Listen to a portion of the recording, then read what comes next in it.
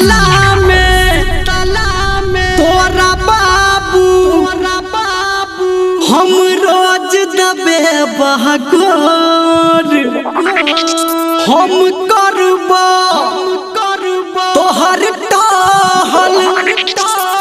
कहला पे हो साँझ भोर बाकी कनिया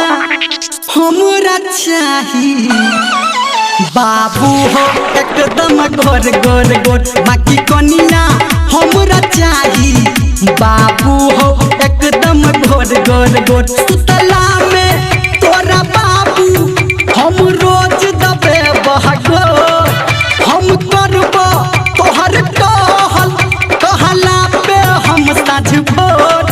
बाकी कनिया हमरा चाही बाबू हो एकदम गोर गोर गोर बट कनिया हमरा चाही बाबू हो एकदम गोर गोर गोर बुझला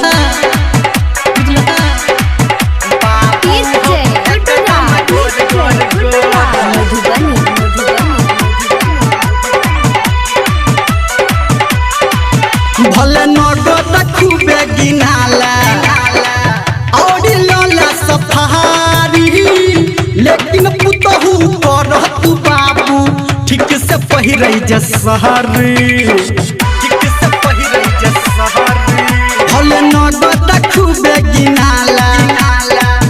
और लाला सफारी लेकिन पुतहू करत बाबू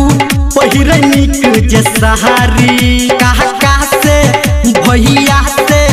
बुझली हो तू दोसरा से हो काका से हो भैया से पूछली हो तू दोसरा से हो तोरा बेटा के नहीं छजोर बाकी कनिया हमरा चाही बाकी कनिया हमरा चाही बाबू हो एकदम गोर गोर गोर बाकी कनिया हमरा चाही बाबू हो एकदम गोर गोर गोर माँ गायत्री रिकॉर्डिंग स्टूडियो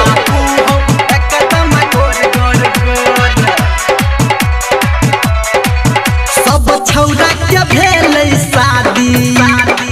हम जिए कुम्हार हो एगो दूगो काम तू जाके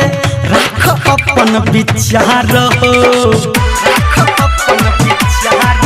सब छौरा के भेल शादी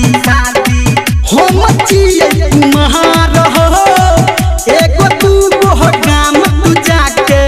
रख अपन विचार हो कुछो बोला मुँह खोला नहसा में नहीं तू डोला कुछो बोला मुँह खोला नहसा में नहीं तू डोला आए अपन हिलाला ठोर बाकी कनिया हमरा चाही बाकी कनिया हमरा चाही बाबू हो एकदम गोर गोर गोर बाकी कनिया हमरा चाही बाबू हो एकदम गोर गोर गोर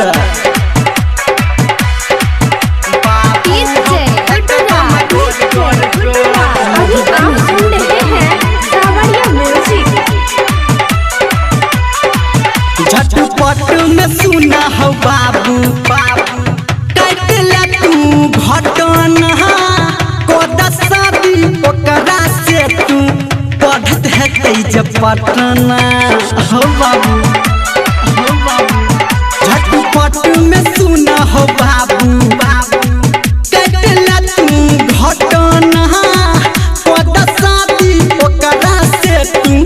पढ़त है जब पटना धर्मेंद्र नीरमलिया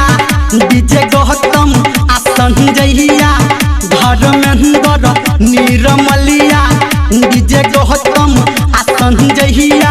हो सब पाछा से लगे तहजोर बाकी कनिया हमरा चाही बाकी कनिया हमरा चाही बाबू हो एकदम गोर गोर गोर बाकी कनिया हमरा चाही बाबू हो एकदम गोर गोर गोर बुझला हो बाबू बुझला हो बाबू बुझला हो बाबू।